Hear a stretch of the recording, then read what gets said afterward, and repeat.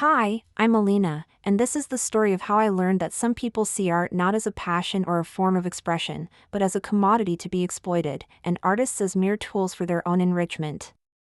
For years, I poured my soul into nurturing a vibrant online art community, curating unique talents and fostering genuine connections, only to discover that my trusted co-founder, Marcus, was systematically stealing from our artists and selling their work for his own gain.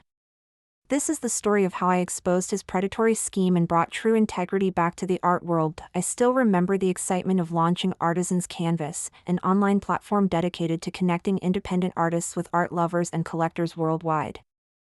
I was a digital art specialist, passionate about supporting emerging talent and creating a fair marketplace. My vision was a transparent space where artists could showcase their work, build their brand, and receive fair compensation, free from traditional gallery markups.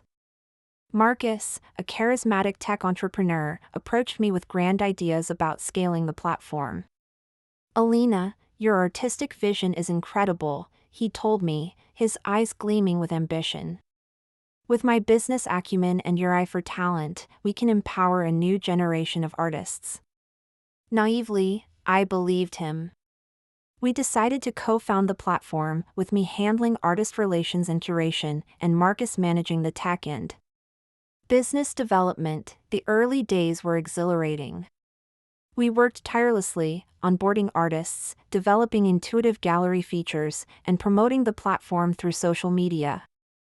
I meticulously reviewed portfolios, offered personalized feedback, and built genuine relationships with our artists, many of whom were struggling to make a living. Marcus, meanwhile, was the public face, effortlessly charming investors and tech journalists. He was a master at networking, always at the right place, meeting the right venture capitalists. My former art history professor, Dr. Evelyn Reed, a woman known for her sharp intellect and even sharper ethics, often gave me subtle warnings. "Marcus has a keen business sense, Alina," she'd once remarked, a slight pause in her voice. "But always remember that art, true art, is priceless." I admired Marcus's ability to secure funding and thought Dr. Reed was just being overly cautious. Artisan's Canvas grew rapidly. Within 2 years, we had thousands of artists from around the globe, a loyal base of collectors, and our platform was praised for its user-friendly interface and commitment to fair artist commissions. Marcus, ever the showman, reveled in the spotlight. He was constantly giving interviews, speaking at tech conferences, and accepting awards for disrupting the art market. "Our success is a testament to the democratization of art," he'd always say in speeches, conveniently glossing over the fact that he barely understood the nuances of artistic integrity or the struggles of the artists he claimed to empower. I, on the other hand, was content to let the burgeoning careers of our artists speak for themselves. I believed that true artistic freedom and fair compensation were their own rewards. The first hint of trouble came subtly. Artists began reporting discrepancies in their payment statements, smaller commissions than expected, or delays in payments that seemed unusually long. Then came the mysterious listings of artworks, pieces that had been removed from the platform or never formally uploaded by the artists themselves, suddenly appearing on obscure, third-party auction sites at significantly lower prices. When I questioned Marcus, he'd dismiss it with a casual shrug. "Just technical glitches, Alina. The system is complex. I'll sort it out." He always had a smooth answer, a confident smile, and a reminder of how much the platform was growing. And I, wanting to believe the best in my trusted co-founder, pushed the nagging doubts aside. After all, he was handling the finances and the back-end tech, leaving me free to focus on the artists. 3 years into Artisan's Canvas's success, Marcus announced a major Artisans Gala, a high-profile event designed to attract even larger investors and solidify our position as the leading online art marketplace. He had orchestrated it, emphasizing its importance for our global expansion. I arrived early, feeling a profound sense of foreboding.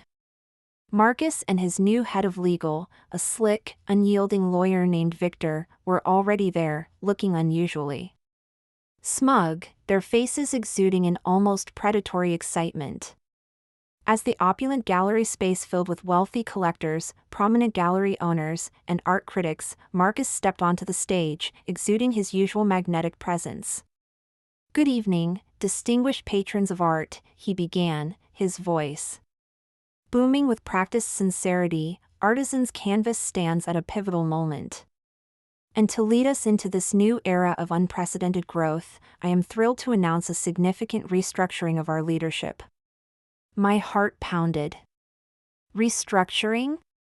What was he talking about? Effective immediately, Marcus continued, his eyes sweeping over the well-heeled crowd, intentionally avoiding mine. Victor, my invaluable legal counsel and strategic advisor, will be taking on the newly created role of Chief Operating Officer.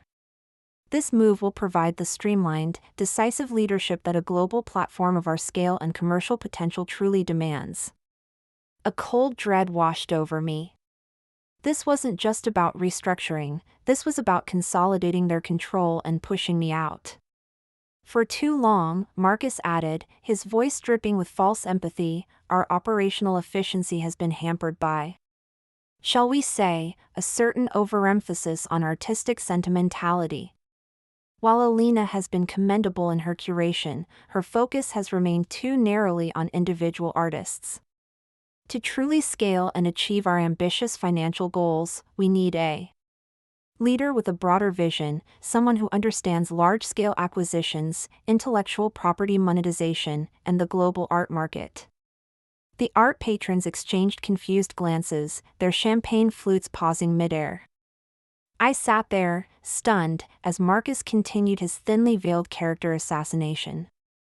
"Some people," he said, now looking directly at me, a condescending smirk playing on his lips, "are simply better suited for the creative side, for nurturing talent.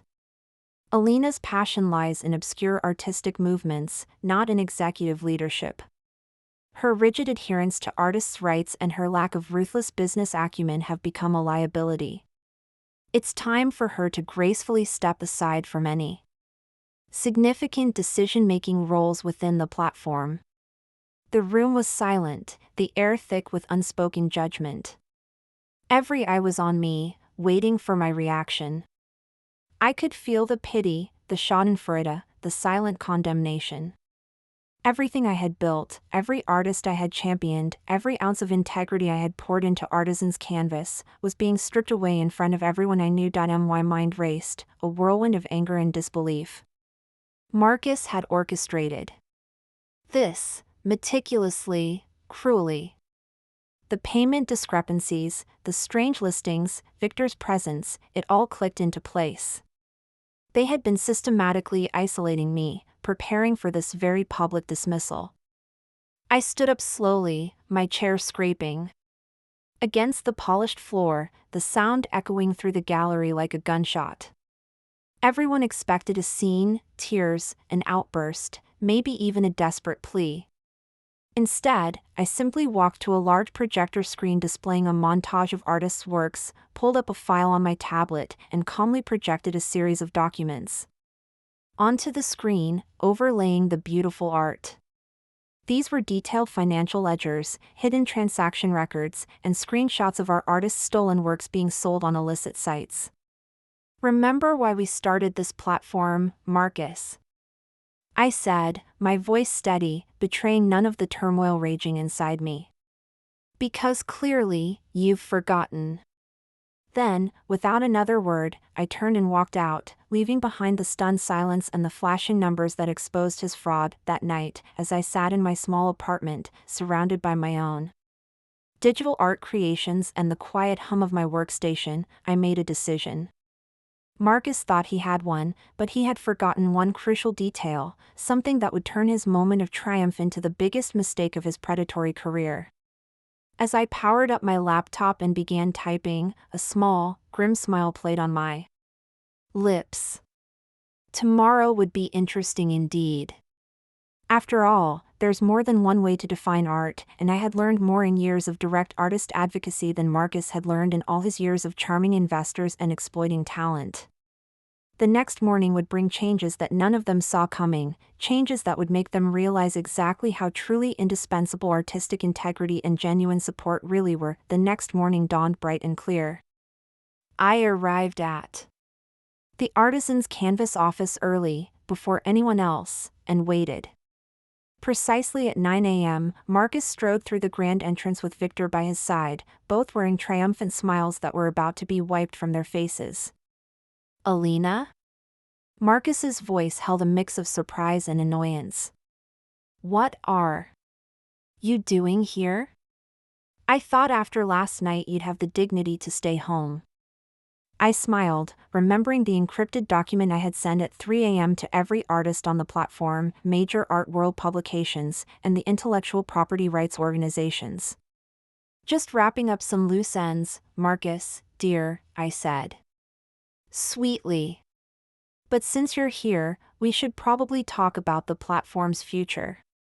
There's nothing to discuss, Marcus interjected, his voice firm. Victor and I are in charge now. The investors have already approved it. Ah, yes, the investors, I said, pulling out my tablet. Let's talk about that. You see, while you were busy stealing from artists and cutting shady deals, I was actually building an ironclad case. And there are a few things you both seem to have forgotten. I pulled up a document on the office's main screen, connected to the large display. First, let me remind you that the true ownership of the core technology that enables artist portfolios, secure transactions, and intellectual property watermarking? It's not owned by Artisan's Canvas. It's owned by Alina's Art Tech Innovations LLC, a company I quietly established 2 years ago. Artisan's Canvas only has a licensing agreement, which expires, I checked my watch, about 10 minutes ago, along with all access protocols to the artist database and sales analytics. The color drained from both their faces. Victor's eyes widened in horror, and Marcus's usually confident posture seemed to sag. That's impossible, Marcus whispered, his voice barely audible. You would never have thought of that. And that's not all, I continued, pulling up more documents. Those discrepancies in artist payment ledgers, the illicit sales of copyrighted artworks on third-party auction sites, and the testimonies from artists who were silenced or threatened? They weren't just glitches, they were meticulously documented. Evidence of widespread fraud and intellectual property theft, complete with transaction IDs and recorded communications. And they were all submitted to the Federal Bureau of Investigation's Art Crime Team and the National Endowment for the Arts Investigative Unit last night. Remember those technical oversights in payment processing, Marcus? The ones you dismissed as system complexity? My former art history professor, Dr. Evelyn Reed, whom you always considered too academic, has a very keen eye for illicit art dealings and a fierce commitment to artistic integrity. Marcus collapsed onto a chair, his face slack with dawning realization.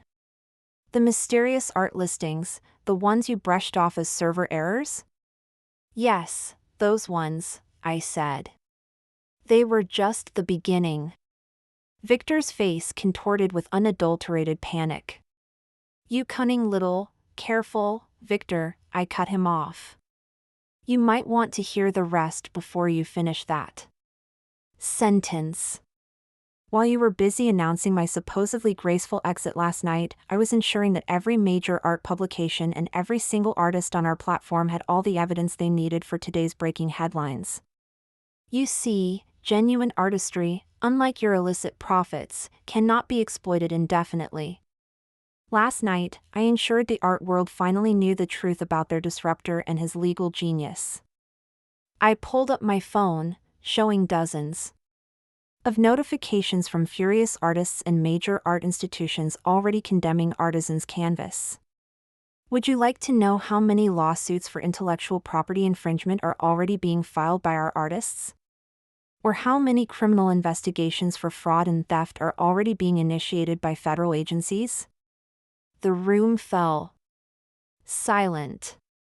Through the glass walls, we could see the support staff gathering, whispers spreading as they checked their phones, their faces a mixture of shock and profound disgust.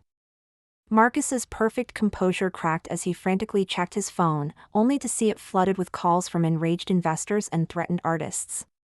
"You can't do this," he stammered, his voice trembling. "My reputation, the platform." "Your reputation and the platform's integrity ceased to exist the moment you decided to exploit vulnerable artists and humiliate someone who genuinely believed in supporting creativity," I finished for him. "The one you thought you could just push aside because I valued art over profit. That illusion of empowerment you built, it's crumbling right now." I stood up, smoothing my clothes. "So, here are your options.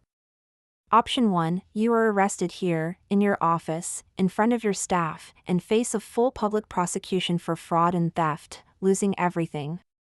Marcus's face was ashen. "And option 2, he whispered, his voice barely audible. "Option 2, you both resign, effective immediately, citing unforeseen personal conflicts of interest. You cooperate fully with the federal investigations, providing comprehensive testimony about the entire scheme and everyone involved, in exchange for a slightly reduced sentence. You forfeit all ill-gotten gains, your reputations will still be in tatters, but you might avoid maximum prison sentences. Victor will also receive a similar plea bargain if he cooperates. And I, Alina, will publicly commend your courage in stepping down for the good of the artistic community." Victor's face had turned an interesting shade of green. "You planned this all along, didn't you? You've just been waiting for the right moment to destroy us." I laughed, but there was no humor in it. "No, Victor. I spent years trying to build an honest, supportive platform for artists while you both took me for granted. I valued creativity and fair compensation, not deceit, while you collected illicit profits. I only planned this," I checked my watch. "Again, about 12 hours ago, after you called my artistic integrity a liability in front of everyone we know. The authorities are outside right now, awaiting my signal. Time's running out. What's it going to be?" The next hour was a blur of paperwork, federal agents, and signed confessions. By noon, I sat alone in what was now a quiet, strangely empty office, looking at the vibrant digital art displayed on the screens. The platform, once tainted by exploitation, was now truly ours again, the artists. But the victory felt bittersweet. Trust shattered like broken glass.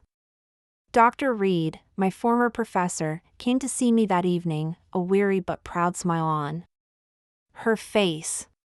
"Did it have to end this way, Alina?" she asked softly. "They gave me no choice, Dr. Reed," I replied, my voice gentle but firm. "They would have continued to exploit artists and betray the very spirit of creation without a second thought." She nodded slowly, understanding but somber. "What happens now?" I showed her the plans I had already drawn up, a complete restructuring of Artisan's canvas under new, ethical leadership, with renewed transparency, direct artist funding, and a focus on expanding our educational resources. Now, we would rebuild something even stronger, a platform truly dedicated to empowering artists, but this time, we'd do it without having to carry people who saw art as just a means to personal wealth. Over the next year, the newly reformed Artisan's canvas, under my sole management, flourished. Our artists thrived, our transparency won us unprecedented loyalty, and our reputation as an ethical marketplace soared. Marcus and Victor were prosecuted, their names forever synonymous with art fraud and exploitation, serving significant prison sentences.